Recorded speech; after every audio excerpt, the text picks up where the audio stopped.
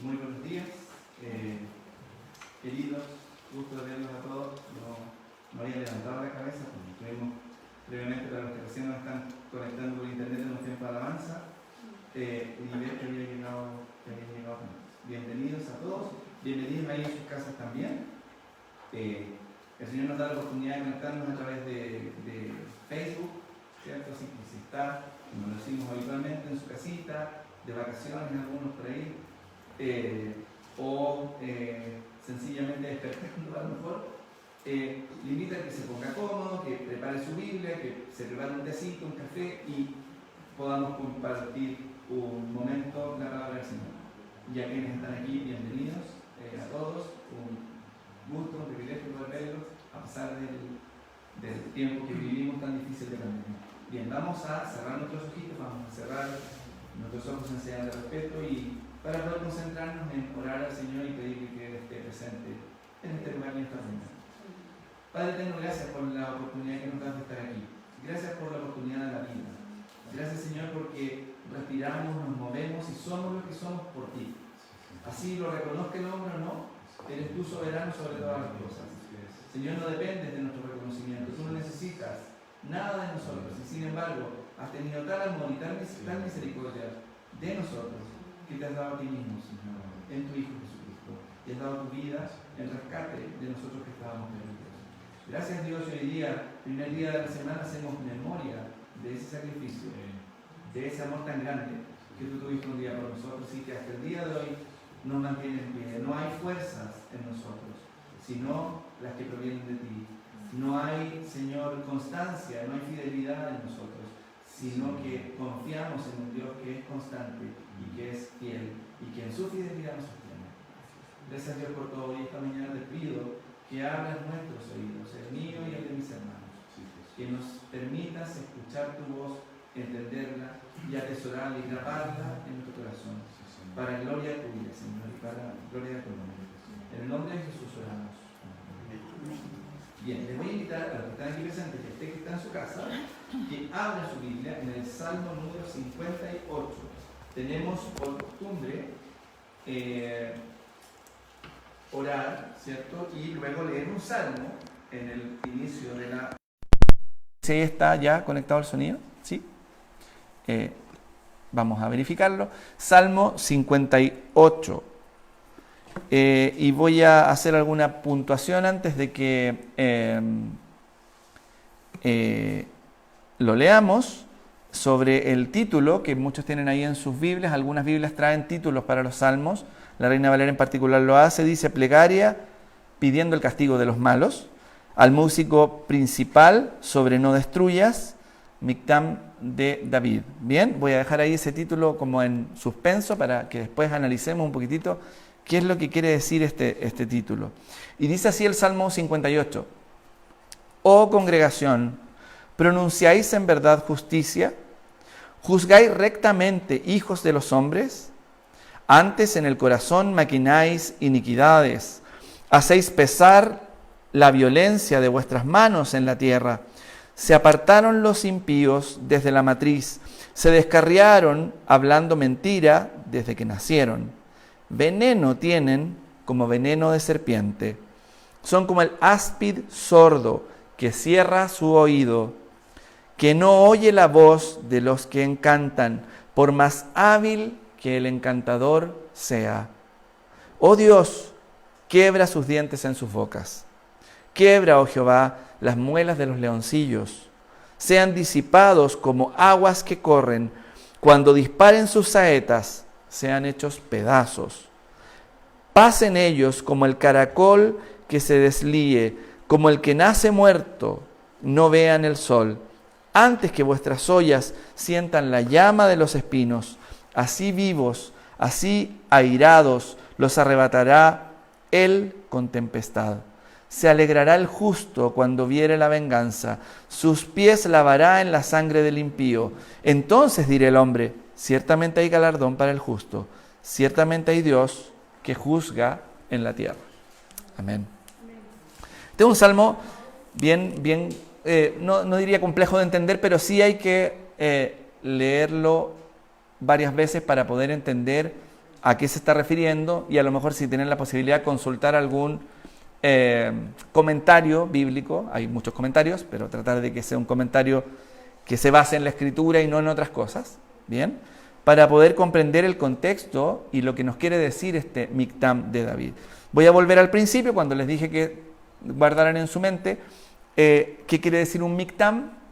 Lo leemos muchas veces en los encabezados de los salmos que no entendemos lo que quiere decir lo que está puesto arriba. Los salmos son canciones, vamos a decirlo de una forma, son poesía y muchas veces a esa poesía se le agregaba música para ser cantados en la congregación. Un Mictam quiere decir, por lo que estuve leyendo dentro de todos los comentarios que pude analizar antes de abocarme a la lectura de este salmo, una especie de grabado, como que cuando ustedes escriben algo sobre una pared o sobre una roca y eso queda ahí. ¿Se han fijado cuando ustedes van por aquí por los cerros, se internan un poquitito y ven cada cosa que está escrita en las piedras por ahí? Bien, esto sería como un grabado que hizo David. Recuerden la historia de David, para quienes no la conocen. El rey David, antes de llegar a ser rey, ¿cierto?, él tuvo que huir del rey vigente que había en ese momento, que era Saúl, que quería matarlo, ¿bien?, porque David se había vuelto mucho más popular que él y Dios puso, ¿cierto?, endureció su corazón y quería deshacerse de David. Y este Mictam sería algo que David grabó en una cueva donde estuvo escondido, huyendo de la espada de Saúl, ¿bien? Y de hecho, el contenido de esto habla acerca de, cuando dice, oh congregación, pronunciáis en verdad justicia, habla de una reunión, también lo dicen muchos historiadores, ¿cierto?, de la cultura hebrea, que propuso el rey Saúl, donde nombró varios jueces que eran partidarios suyos para declarar a David una persona rebelde del reino y digna de muerte, con acusaciones falsas, obviamente. Y David hace este reclamo, casi como de venganza, ¿no?, de justicia a Dios respecto de sus acusadores que estaban levantándole acusaciones injustas. ¿A qué historia les suena conocida eso? ¿Hay alguna historia en la Biblia más donde ocurra que alguien inocente es acusado injustamente por gentes y es juzgado injustamente por gente? Bueno, la Biblia no es, como lo leíamos por ahí o lo veíamos en un video una vez en un estudio de casa, no es un compendio de libros separados y que, bueno, todo esto es palabra de Dios, entonces lo vamos a juntar y vamos a hacer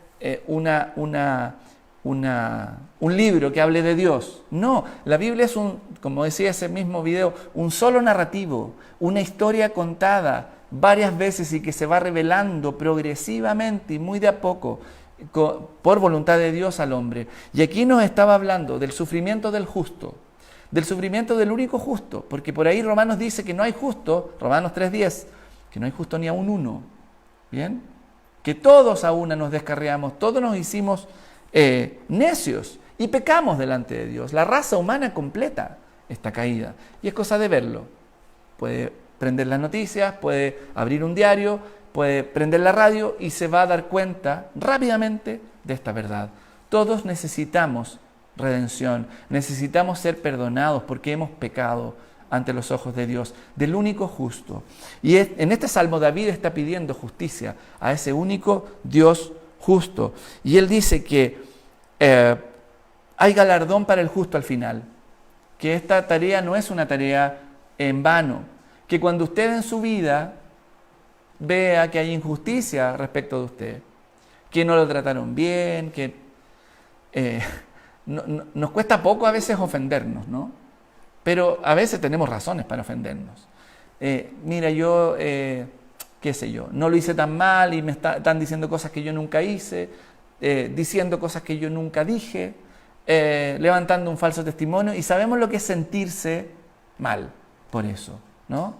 Ahora pensemos en Cristo, en alguien, en una figura menor que figuraba al Mesías, en David aquí, en este pasaje, siendo, ¿cierto?, hostigado por personas injustas que levantan juicio injusto en contra de David.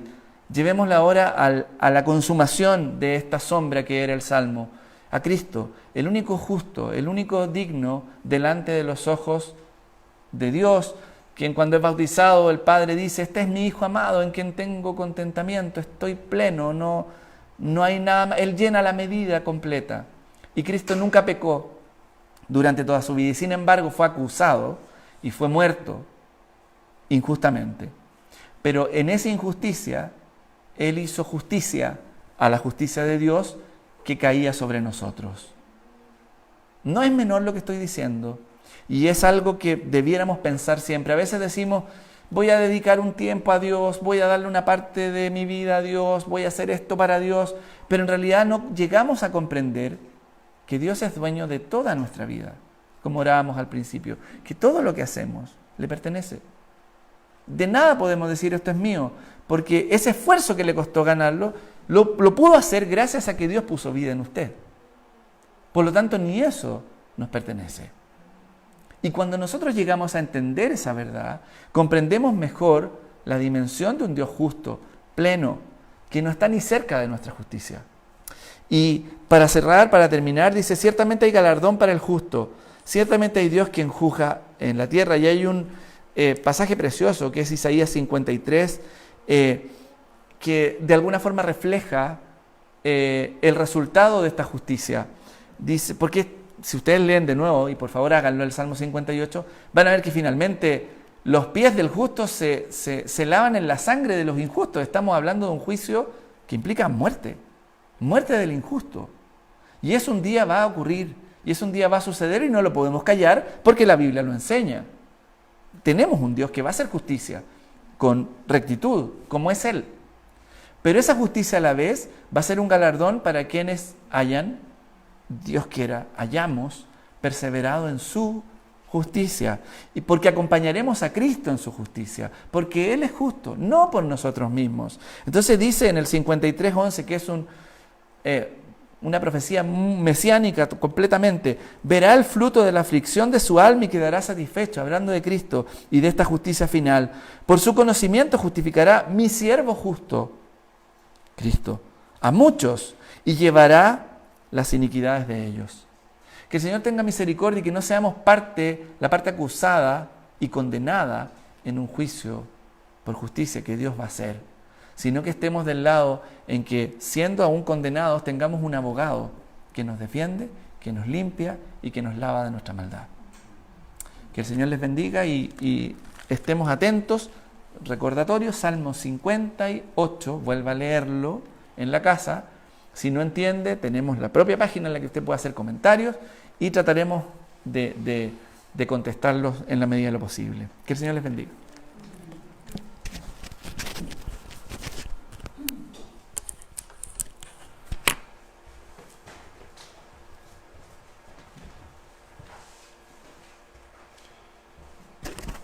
Bien, aprovecho de pedirle, antes de que entremos en la predicación que nos corresponde el día de hoy, el consejo de la palabra, que apague su celular para que no le suene, ahí, si es que no lo ha apagado todavía, o no lo ponga en silencio, para que podamos estar completamente concentrados en aquello que nos convoca el día de hoy, que es toda la reunión en sí. Y más directamente la palabra, el mensaje de la palabra del Señor. Le invito a orar una vez más, a que cierre sus ojitos y ahí donde está le pida al Señor que sea Él guiándonos en esta mañana, esta tarde ya, que sea Él abriendo nuestros corazones para estar atentos, nuestros oídos para estar atentos a su voz. Padre del cielo, es en el nombre de Jesucristo, nuestro Salvador, que nos acercamos a ti con toda reverencia y con todo, Señor, temor, sabiendo que tú y solo tú eres Dios, pero también confiados en tu gran amor que manifestaste para los hombres, que no le tomaste en cuenta sus pecados, Señor, sino que en tu misericordia tú proviste de un cordero para que se entregara en propiciación por nuestros pecados, Señor.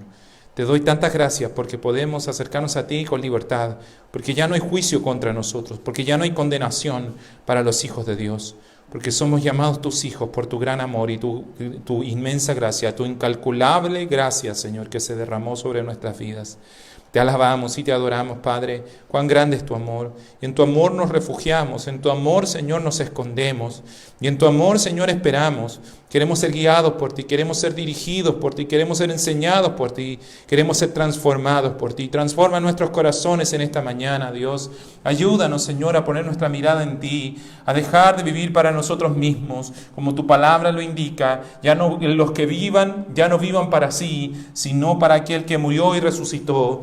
Queremos vivir para ti, oh Cristo, queremos seguirte, queremos obedecer tu voz y queremos darte gloria en esta generación. Te lo pedimos en tu nombre, Jesucristo. Amén. Amén. Abra su Biblia rápidamente en 2 de Corintios capítulo 8. Vamos a leer desde el versículo 16 hasta el final de este capítulo 8. Para las visitas les comento que nosotros tenemos digámoslo, por costumbre o nuestra manera de predicar es de manera consecutiva. No cambiamos el tema. Vamos libro por libro, capítulo por capítulo, versículo por versículo, predicando domingo a domingo. Y hemos llevado ya varios meses predicando, primero el año pasado la primera carta a los Corintios, este año la segunda carta, y ya vamos en el capítulo 8, al final casi de este capítulo. Segunda de Corintios capítulo 8, versículos del 16 al 24.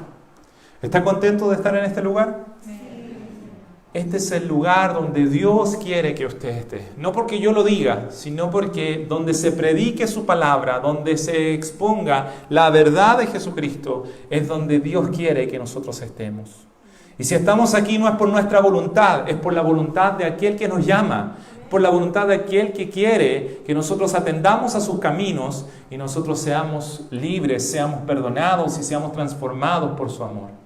Así es que alégrese de estar en este lugar, abra sus oídos, hágalos estar atentos a la voz del Señor, no a mi voz, sino a la voz de la palabra de Dios, para que podamos alegrarnos. Y el Señor ha preparado una mesa dispuesta para todos los que le aman, para todos los que buscan sus caminos. Así que leamos juntos 2 de Corintios capítulo 8 versículos 16 al 24. Dice: pero gracias a Dios que puso en el corazón de Tito la misma solicitud por vosotros, pues a la verdad recibió la exhortación, pero estando también muy solícito, por su propia voluntad partió para ir a vosotros. Y enviamos juntamente con él al hermano cuya alabanza en el Evangelio se oye por todas las iglesias. Y no solo esto, sino que también fue designado por las iglesias como compañero de nuestra peregrinación para llevar este donativo, que es administrado por nosotros para gloria del Señor mismo y para demostrar vuestra buena voluntad, evitando que nadie nos censure en cuanto a esta ofrenda abundante que administramos, procurando hacer las cosas honradamente, no solo delante del Señor, sino también delante de los hombres. Enviamos también con ellos a nuestro hermano, cuya diligencia hemos comprobado repetidas veces en muchas cosas, y ahora mucho más diligente por la mucha confianza que tiene en vosotros. En cuanto a Tito, es mi compañero y colaborador para con vosotros, y en cuanto a nuestros hermanos, son mensajeros de las iglesias y gloria de Cristo. Mostrad pues para con ellos ante la iglesia la prueba de vuestro amor y de nuestro gloriarnos respecto a vosotros. Como siempre debemos partir por el contexto. Como siempre debemos hacer un pequeño resumen para explicar lo que acabamos de leer. La semana pasada estuvimos hablando acerca de la ofrenda, aprendiendo principios fundamentales en el manejo de dinero en la iglesia. Las Biblias, muchas de ellas, llevan por título a este capítulo 8, la ofrenda a los santos, ¿cierto? A lo mejor su Biblia lleva ese título. Y precisamente de esto está hablando este capítulo 8. Nosotros vamos a continuar exponiéndolo y creyendo que el Señor, su palabra, es viva y es eficaz y puede entrar en nuestro corazón y transformarlo, moldearlo a su deseo, a su plan. El capítulo 8, como le decía, habla de la ofrenda de las iglesias cristianas de Macedonia y de los Corintios, generada con el propósito de ir en ayuda de los hermanos de Jerusalén, quienes estaban pasando por dificultades económicas y además por una persecución por parte de las autoridades judías. Vimos cómo el Espíritu Santo, a través de las palabras del apóstol Pablo, la semana pasada, nos enseña a ofrendar de forma voluntaria, sin ser obligados por las circunstancias, sin ser manipulados por la necesidad de otros, sino de corazón sincero, con alegría. Desearlo de corazón, el ayudar a otros, el bendecir a otros, pero al mismo tiempo no quedarnos solo en el deseo. ¿Se acuerda que lo conversábamos el domingo pasado? Sino ese deseo llevarlo a la acción. Hoy analizaremos los versículos que continúan en este capítulo 8, sin olvidarnos de este contexto, porque es muy importante. Estamos en el contexto de la ofrenda. Pero hoy vamos a analizar la otra parte que está involucrada en la ofrenda, aquellos que administran la ofrenda. Ya hablamos acerca de aquellos que ofrendan, cómo debe ser el corazón, cómo debe ser la motivación, cómo debe ser la acción de ofrendar, de ayudar a su prójimo. Pero en estos versículos que acabamos de leer, vamos a analizar cómo deben ser aquellos siervos que administren la ofrenda. La predicación del día de hoy lleva por título Siervos para su gloria, porque en estas tres personas que son mencionadas en estos versículos que acabamos de leer, vamos a tomar ejemplo de verdaderos siervos, de personas que han decidido bendecir a la iglesia, trabajar por ella, ayudarla, entregar su servicio. Y vamos a ver cómo es este servicio para que nosotros podamos seguir su ejemplo y que el Señor se glorifique en nuestras vidas. Por eso, como le decía, el título de esta predicación es Siervos para su gloria. Cantábamos hace un rato, ¿cierto? Haz de mí un siervo para tu gloria, ¿sí? Pon en mí la misma mente que hubo en Cristo. Hazme un siervo para tu gloria. Aquí el apóstol Pablo menciona 3 hermanos, Tito y 2 más, cuya identidad nosotros desconocemos, pero por las palabras del apóstol, eran personas muy conocidas por la iglesia en todos lados. Y le pido al Señor que nos ayude en este día. Pídale usted al Señor, ayúdanos Señor, a que nuestros corazones sean moldeados a través del ejemplo de estos 3 hermanos. Vamos a ir viéndolo con detalle, cómo estos verdaderos siervos de Jesucristo sirvieron a la iglesia y son ejemplo para nosotros en servicio. Vamos entonces al texto. Segunda de Corintios capítulo 8, vamos a leer el versículo 16 y 17. Primer punto, un servicio voluntario y diligente. Mire lo que dice. Pero gracias a Dios que puso en el corazón de Tito la misma solicitud por vosotros, pues a la verdad recibió la exhortación, pero estando también muy solícito por su propia voluntad, partió para ir a vosotros. Tito fue un cristiano gentil.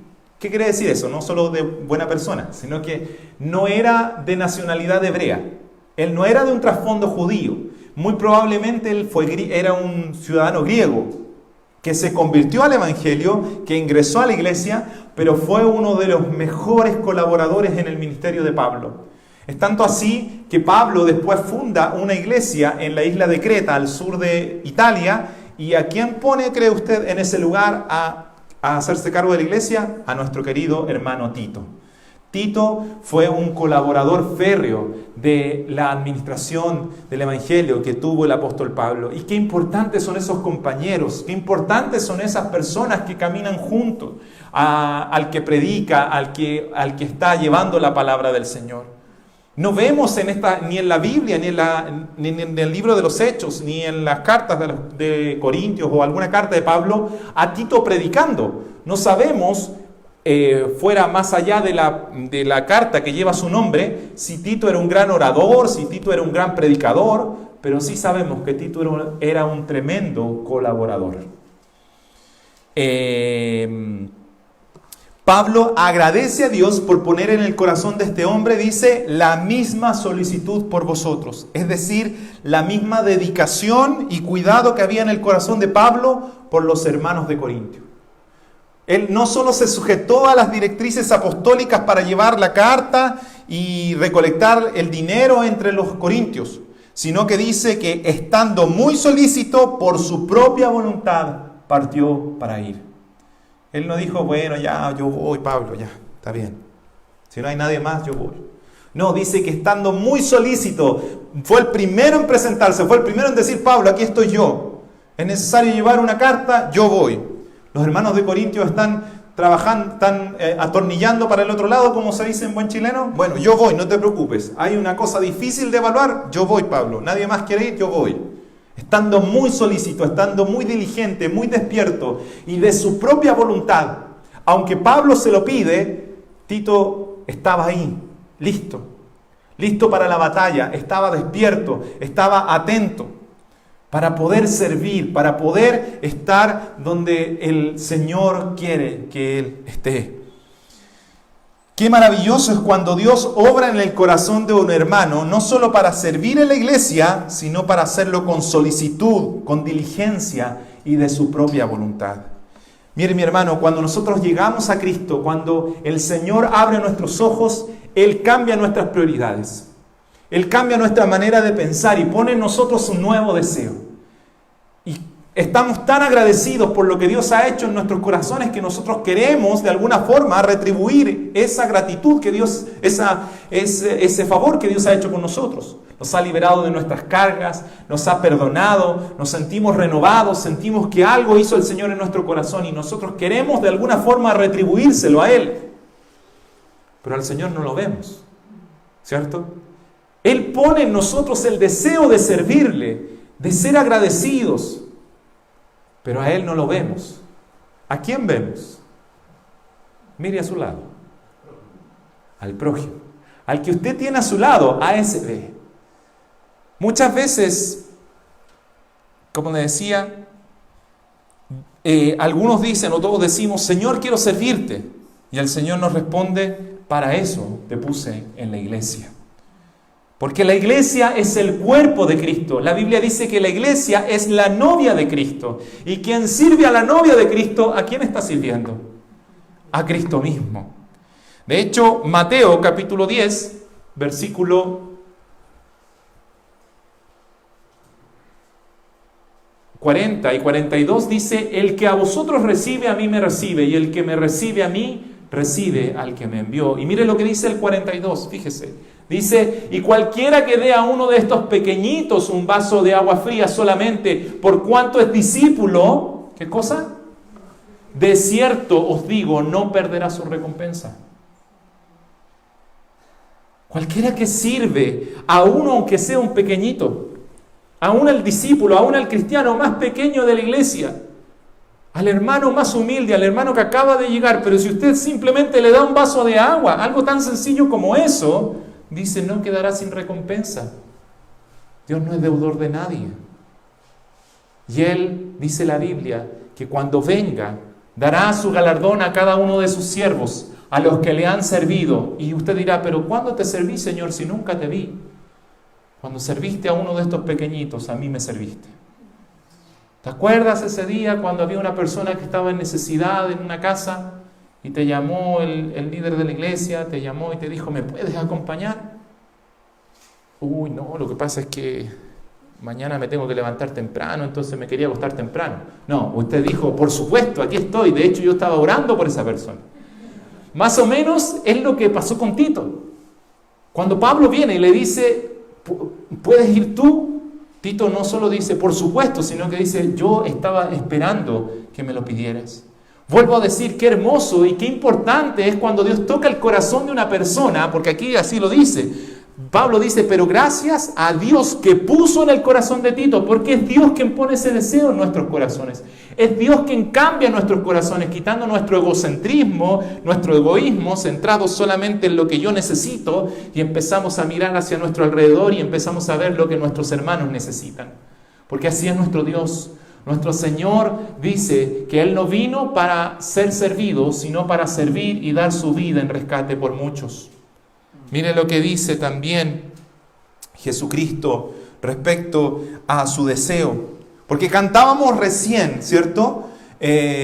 Hazme un siervo para tu gloria. Pon en mí la misma mente que hubo en Cristo.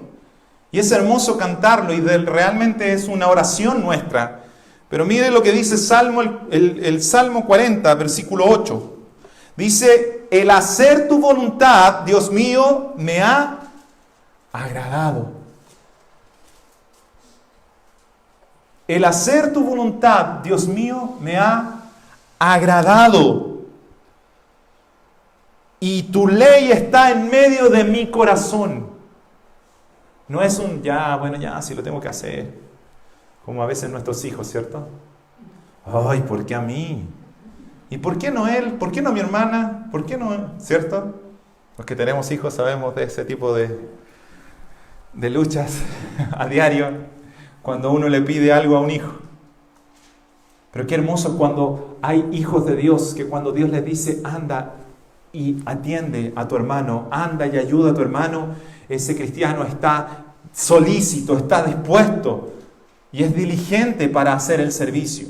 Dios puso eso en el corazón de Tito. Dios ponga eso en el corazón de nosotros. Mire lo que dice Juan capítulo 6. Solo hay que bajar, Leo, no hay que retroceder. Juan capítulo 6, versículo 8. Dice, el mismo Señor Jesucristo, porque he descendido del cielo, no para hacer mi voluntad, sino la voluntad del que me envió. A veces nosotros no queremos descender de nuestra cama por ir a ayudar a alguien. Ay, me tengo que levantar temprano. Pero el Señor descendió del cielo mismo, por hacer la voluntad del que le envió. ¿Y cuál fue la voluntad del Padre? Venir a servirnos a nosotros, venir a dar su vida por nosotros, venir a hacer el pago por nuestros pecados. Si nosotros decimos ser cristianos, si nosotros decimos seguir a Jesucristo, esto es seguir a Jesucristo. Tomaré mi cruz, te seguiré, Jesús, hazme un siervo para tu gloria. Hermosa canción. Pero lo que estamos diciendo cuando cantamos eso es esto, que vamos a descender de nuestros cielos para ir en ayuda de aquellos que nos necesitan. Y al hacerlo no solo estaremos sirviendo a nuestro hermano, sino que estaremos sirviendo al Señor mismo. Así lo dice. Entonces el primer punto que vemos aquí es que Dios pone en Tito este anhelo, este deseo, y esto es un servicio voluntario y diligente. Tito estuvo solícito. La palabra solícito quiere decir que él estuvo atento, que él estuvo dispuesto, que lo hizo con dedicación y con cuidado. No fue a medias. Dios ponga en nosotros un corazón como el de Tito, que desee servir a la iglesia de corazón y diligentemente. Segundo punto respecto al servicio, un servicio de excelencia. Mire lo que dice el versículo 18 y 19. Y enviamos juntamente con él al hermano cuya alabanza en el Evangelio se oye por todas las iglesias. Y no solo esto, sino que también fue designado por las iglesias como compañero de nuestra peregrinación para llevar este donativo que es administrado por nosotros para gloria del Señor mismo y para demostrar vuestra buena voluntad. Aquí entramos en un misterio, porque parte diciendo, y enviamos juntamente con él, con Tito, ¿cierto?, al hermano cuya alabanza en el Evangelio se oye por todas las iglesias. ¿Quién es este hermano? No, a ciencia cierta no sabemos. No hay referencia en el texto que nos permita decir, no, está hablando aquí Pablo de tal persona. Se han propuesto varios candidatos. Se ha propuesto Lucas, Timoteo, Apolo, Bernabé, que fueron personas que estuvieron con Pablo, que trabajaron junto a Pablo. Pablo lo menciona así, dice, el hermano cuya alabanza se oye en todos lados. Ellos sabían quién era, nosotros no sabemos. Los eruditos se han quebrado la cabeza para tratar de investigar quién es este hermano que Pablo menciona. Y la verdad es que, aunque no sabemos, lo más, el que va ganando puntos entre todos estos candidatos es Lucas, el escritor del Evangelio. Lucas, quien escribió el Evangelio según San Lucas y el libro de los Hechos. Los escritos de los padres de la iglesia, de los cristianos del primer siglo, atribuían a Lucas que él fue uno de los que acompañó esta ofrenda. Entonces, al parecer, este misterioso hermano que aparece aquí en el versículo 18, sería él, sería Lucas. Y la verdad, considerando que así fuera, esto concuerda muy bien con la manera de actuar de Lucas. ¿Por qué? Porque dice al hermano cuya alabanza se oye por todas partes. Era un hermano que hacía las cosas de tal manera que todos alababan su trabajo, su manera de obrar en la iglesia. Y Lucas, precisamente, cuando escribe el Evangelio, mire cómo parte. Dice Lucas capítulo 1, los primeros versículos, dice: puesto que ya muchos han tratado de poner en orden la historia de las cosas que entre nosotros han sido ciertísimas, tal como nos las enseñaron los que desde el principio lo vieron con sus ojos y fueron ministros de la palabra, me ha parecido también a mí, después de haber investigado con diligencia todas las cosas desde su origen, escribírtelas por orden, oh excelentísimo Teófilo, para que conozcas bien la verdad de las cosas en las cuales has sido instruido. Lucas fue un hombre que hizo un trabajo de excelencia. De hecho, su trabajo investigativo fue tan bueno que Dios dijo, este trabajo va a quedar para la eternidad. El trabajo que hizo Lucas de investigar respecto a la vida de Jesucristo se transformó en un evangelio que ha permanecido por los siglos y permanecerá por los siglos. Lucas era un hermano que hacía su trabajo de excelencia. Él no servía con lo que le sobraba. Él no servía con lo que, bueno, total es para el Señor. No, él servía de todo corazón de una manera realmente de excelencia. Muchas veces la iglesia está llena de improvisación. En otras iglesias, por supuesto. Canciones mal preparadas, números especiales que no tienen ninguna preparación y hasta predicaciones improvisadas. Textos no estudiados, llegar el domingo, a ver, ¿de qué voy a predicar? Aquí voy a predicar. Muchas iglesias están llenas de ese tipo de improvisación, pero eso no es lo que vemos en la Biblia. Yo veo aquí un hombre que servía con tal excelencia que su alabanza era conocida en todas las iglesias. Todos sabían cómo era este hermano, cómo hacía su servicio, cómo hacía su trabajo, y todos alababan la forma en que él trabajaba. Y trabajaba con tal excelencia que elaboró si es que fue Lucas realmente, elaboró un evangelio que fue entregado a una alta autoridad de su tiempo, que era Teófilo, la persona mencionada en el capítulo 1 de Lucas. Le entregó este tratado donde era una investigación acuciosa respecto a la vida de Jesucristo, yendo a las fuentes, y nosotros tenemos ese material para nosotros también. El libro de los Hechos, mientras Lucas viajaba con Pablo, él iba registrando cada cosa, y con detalle, con excelencia. Este es un tremendo ejemplo para nosotros, mis hermanos, porque el servicio en la iglesia, por cuanto es para la novia de Cristo, debe ser hecho con la mayor de las excelencias, si es que existe, podemos decirlo así. Que Dios nos ayude a que sea con excelencia y diligencia, y la mayor diligencia que nuestros recursos nos permitan. No estoy pidiendo que el día de mañana usted contrate una empresa para venir a hacer aseo, limpieza, así que deje todo esto espectacular, no. Si sus recursos le alcanzan para traer un trapero y ayudar a limpiar, bueno, conforme a los recursos de cada uno. Si sus recursos le alcanzan para tomar su auto y llevar a su hermano a un lugar que necesita, hágalo. No necesita contratar un Mercedes-Benz para llevarlo. Conforme a sus recursos, pero de excelencia. Este es un ejemplo que la Biblia nos deja, que yo no pretendo decir que yo la he alcanzado, pero sí que Dios quiere que nosotros aspiremos a eso. Y veamos que ese es el deseo de nuestro Señor. Que entreguemos un servicio en la iglesia, como decíamos en el primer punto, de manera diligente y voluntaria, pero también con excelencia. Qué hermoso es cuando las iglesias comprendieron esto en el tiempo de la Reforma. Y saber que las más grandes y hermosas obras musicales y de arte fueron creadas por hijos de Dios. ¿Usted ha escuchado, por ejemplo, el Aleluya de Händel? Si no lo ha escuchado, escúchelo. Es un canto maravilloso. Yo estoy seguro que lo ha escuchado cuando lo hago. Si lo pudiéramos hacer que lo escuchara, usted va a decir, sí, esa canción. Tal vez, no la voy a cantar porque es tan excelente ese coro que no se puede cantar, la verdad. No es llegar y cantarlo, de verdad. Esa obra que fue compuesta por un compositor cristiano, Händel, habla acerca de un versículo que está en la Biblia. Es un versículo de Apocalipsis 11, versículo 15, si no me equivoco. Y está literalmente traspasado ese versículo a una canción que se canta en todo el mundo. Que de hecho, dicho sea de paso, en muchas óperas, cuando se canta esa canción, toda la gente se pone de pie. Hay teorías respecto a eso, por qué, pero es perfecto que se pongan de pie, porque esa canción dice, alaba al Señor, porque dice que el reino de Dios ha pasado a ser de su Cristo, de Jesucristo.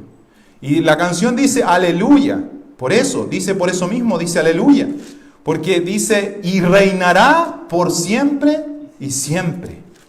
Es un tremendo cántico, es un hermoso alabanza que estando en la Biblia, Händel lo hace canción. Y es un coro tan extraordinario que algunas leyendas dicen que el rey de Inglaterra, cuando escuchó este cántico, se puso de pie. Porque lo encontró tan extraordinario. Y porque él se puso de pie, algunos dicen que de ahí viene la tradición, que cuando se escucha esta canción, todos en la ópera se ponen de pie.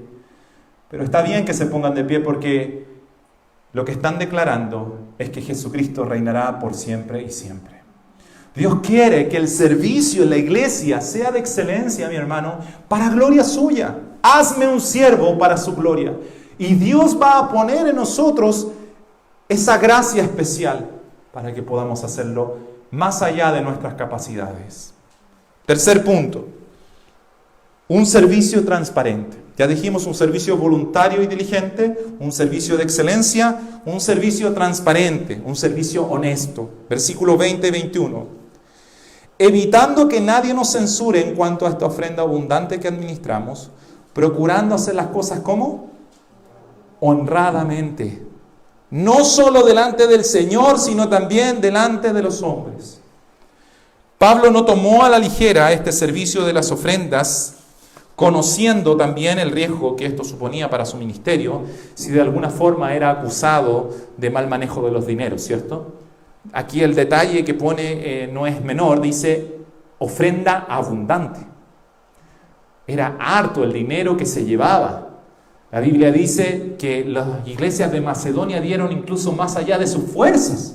¿Cómo habrá sido esa ofrenda que dieron los hermanos de Macedonia, que fue más allá de sus fuerzas? Ofrenda abundante. Pero Pablo dice, nuestro servicio es con tal honradez, es con tal transparencia, para que no haya dudas, ni siquiera ni delante del Señor, ni delante de los hombres. Que de ningún lado se pueda decir que no actuamos en honradez.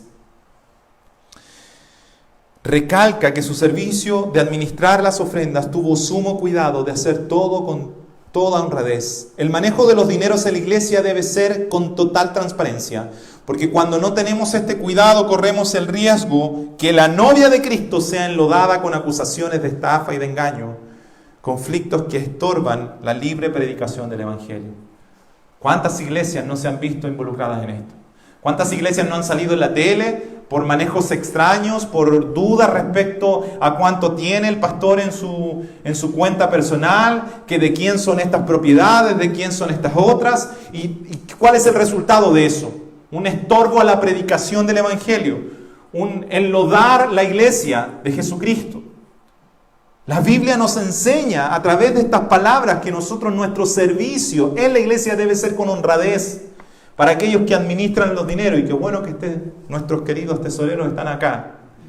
Que todo sea de tal manera que no solo ante Dios, o sea, que las conciencias de ustedes estén limpias, maravilloso, tiene que ser así. Pero no solo que la conciencia del que administra esté limpia, sino que la conciencia de todos puedan saber que los dineros son administrados de manera honrada. Eso es lo que está diciendo Pablo. Así debe funcionar la iglesia. Muchas veces la ofrenda pasa al boletín del pastor o de alguien y de ahí no se sabe más. Eso no es bíblico, eso no es de Dios. Eso de que no, es que nosotros no nos podemos meter en esos dineros, eso es contrario a lo que la palabra de Dios nos está enseñando. La palabra de Dios nos está enseñando que nosotros debemos hacer todo de tal manera que no haya duda ni para Dios ni para los hombres. Que sea con tal honradez que nadie pueda hablar en contra de la iglesia. Esto es lo que dice la palabra de Dios. Y es necesario que nosotros lo entendamos así. Que nuestro servicio sea con transparencia, que el manejo de los dineros sea totalmente transparente. porque esto puede estorbar la predicación del Evangelio. Procuremos que nuestro servicio en la iglesia sea con tal transparencia que nadie puede usarlo de tropiezo, sino solo se puede usar para la alabanza de nuestro Señor. Cuarto punto y último, un servicio probado y constante. Miren lo que dice el versículo 22. Enviamos también con ellos a nuestro hermano, cuya diligencia hemos comprobado repetidas veces en muchas cosas, y ahora mucho más diligente por la mucha confianza que tiene en vosotros.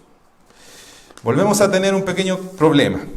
Si no sabíamos quién era el hermano del versículo 18, menos sabemos quién es el hermano del versículo 22. Pablo no nos quiso contar, el apóstol Pablo no quiso poner los nombres de estas personas, pero eso también es maravilloso. Nada en la Biblia es coincidencia, porque estos hermanos tuvieron una labor tremenda, una labor muy importante que podría haber tirado por la borda el ministerio de Pablo. Y se imagina si hubiesen acusado a Pablo de haberse robado esas ofrendas. ¿Había podido predicar en otro lugar? ¿Había podido seguir su ministerio? Su nombre hubiese quedado manchado para siempre. No sabemos quiénes son estos hermanos, pero estos hermanos eran valiosísimos. Y gloria a Dios por ellos. Dios sí sabe quién eran estos hermanos. Y eso es lo maravilloso, porque a veces el nombre no es tan importante en aquellos que quieren servir. No les importa tanto que su nombre sea puesto. Una plaquita al hermano tanto que hizo tanto servicio. No importa, no les interesa. La Biblia nos demuestra que no es tan importante que los hombres sepan qué es lo que hicimos nosotros, sino que Dios lo sepa.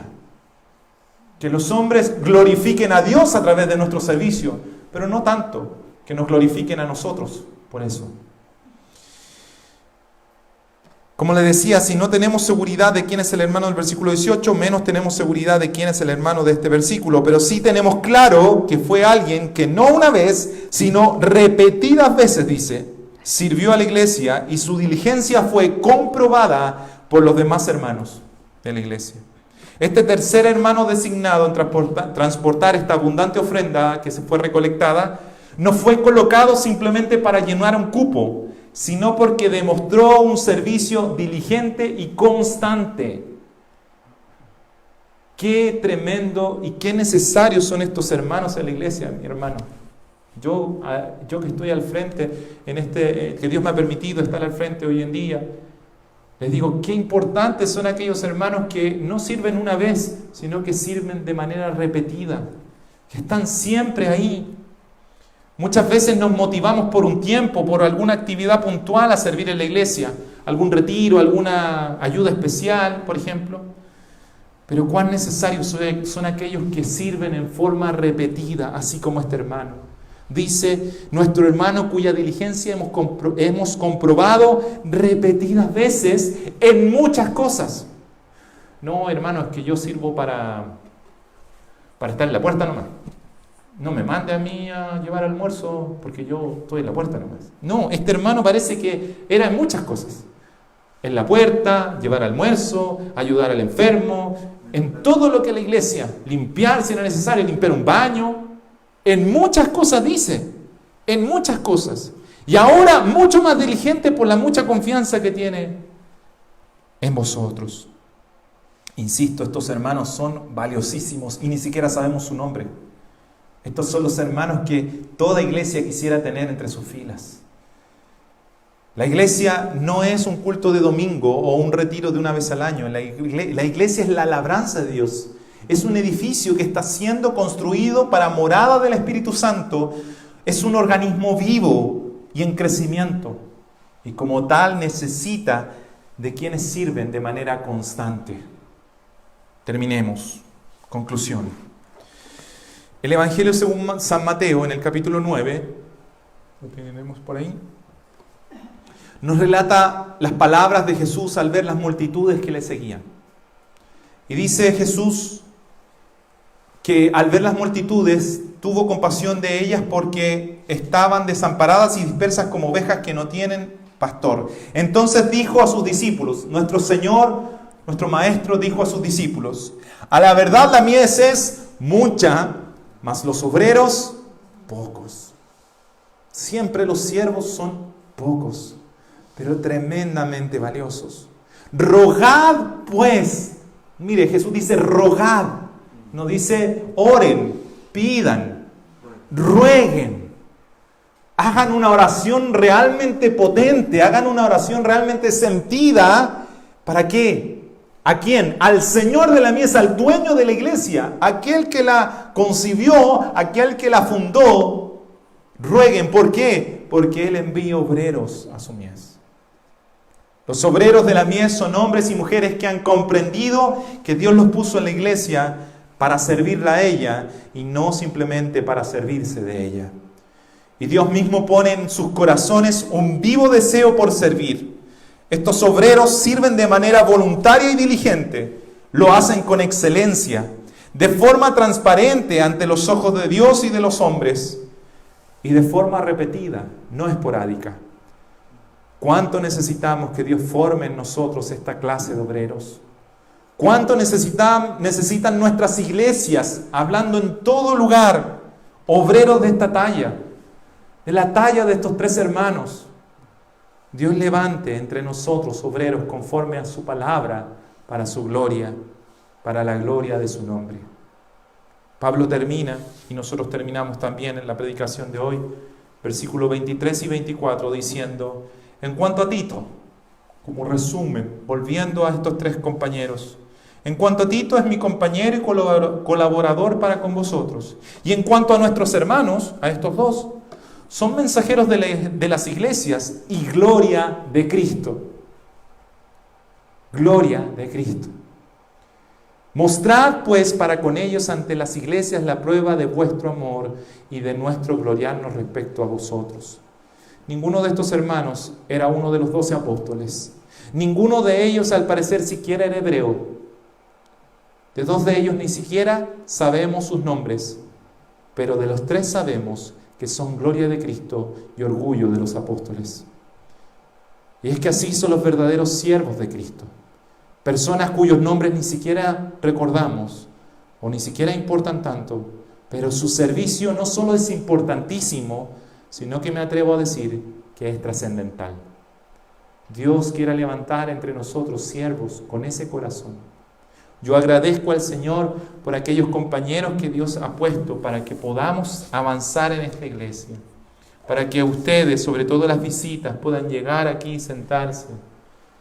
Esto no es un trabajo mío o de Pablo solamente. Hay quienes han servido, y no una vez, sino varias veces. Pero necesitamos que todos nosotros entendamos que así como el Señor vino a servirnos, nosotros hemos sido puestos en la iglesia para servir también a otros. Usted dirá, a lo mejor yo soy pequeño, llevo poco tiempo.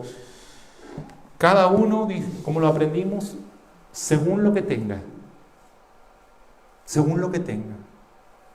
Usted tiene un auto, puede transportar a alguien que no lo tiene, hágalo. Usted tiene celular con llamado ilimitado, llame por teléfono a alguien que necesite una llamada. A usted tiene un poquitito más en su despensa, traiga y póngalo para aquellos que necesitan. Cada uno según lo que tiene. No pedimos algo que sea mayor. Y no lo pedimos para nosotros, sino lo pedimos para el Señor. Oremos. Bendito Dios, cuán maravillosa es tu palabra, Señor. Nos sentimos tan pequeños, Dios, ante este ejemplo de estos tres hombres, Dios. A veces creemos ser cristianos modelos. A veces creemos que somos tan buenos cristianos que tú nos tienes que escuchar porque no somos tan malos como tal o cual. Pero tu palabra nos deja desnudos. Tu palabra evidencia nuestra pequeñez. Señor, nuestro servicio muchas veces no ha sido voluntario y mucho menos diligente. Muchas veces nuestro servicio ha sido porque no hay otro, no hay nadie más y alguien tiene que hacerlo. No ha sido de corazón y te pedimos perdón. Que si estamos nosotros es un privilegio, Señor. Perdónanos cuando lo hemos dejado para última hora y no hemos sido diligentes, Señor. Perdónanos cuando no lo hemos hecho de excelencia, cuando nuestro servicio ha sido por cumplir con el mínimo esfuerzo. Yo soy uno de los primeros que reconoce este error, Señor, y te pido perdón. Y te ruego, Señor, que hagas de nosotros verdaderos siervos para tu gloria. Te pedimos perdón si en algo no hemos sido transparentes, si en algo hemos sido de estorbo, Señor, para otros. Y te ruego, Señor, que todo nuestro andar, el manejo del dinero sobre todo, y todo nuestro actuar sea con tal transparencia que en nada tu nombre sea blasfemado por causa nuestro, Señor, sino al contrario, seas alabado, seas honrado, seas glorificado aquí en Illapel por causa de nosotros, por causa de nuestro trabajo, Señor. Y te pedimos, Señor, que nuestro servicio no sea por habernos emocionado con la predicación un día y después olvidarlo, sino que podamos hacerlo de manera constante, de manera que otros puedan decir, Él es un verdadero siervo de Jesucristo. No recordamos mucho su nombre, no sabemos mucho de Él, pero lo que sí sabemos es que es un verdadero siervo de Jesucristo. Que así seamos recordados aquí en Illapel, Señor. Más allá de quienes éramos, de nuestro título universitario, de nuestra familia, de nuestra capacidad económica, que seamos recordados, Señor, como verdaderos siervos tuyos, que trajeron tu palabra, que anunciaron tu evangelio, que se dedicaron a hacerlo con excelencia, que se dedicaron a servirte a ti, Señor. Y que tu nombre sea glorificado en medio nuestro, Dios. Aviva tu obra en nuestros corazones. Gracias por las visitas que tú has traído a este lugar. Gracias por las personas que tú estás añadiendo. Gracias por los que llevan menos de un año en este lugar. Te ruego que puedan comprender tu palabra más allá de sus capacidades, que la entiendan porque tu Espíritu empiece a abrir sus corazones, a estar atentos a tu voz, Señor. Así como en aquella mujer griega, Señor, que estuvo atento su oído para escuchar tu voz, aún en medio de un río, aún en un lugar lejano que no parecía una iglesia, pero ahí estabas tú tocando su corazón. Así sea en este lugar, las personas que lleguen, Señor, sean tocadas por ti para estar atento su oído a tu palabra y tu palabra lleve el fruto que solo ella puede producir. En el nombre de Jesucristo. Amén. Amén. Bien, mis hermanos, pónganse de pie. Vamos a terminar ya nuestra reunión.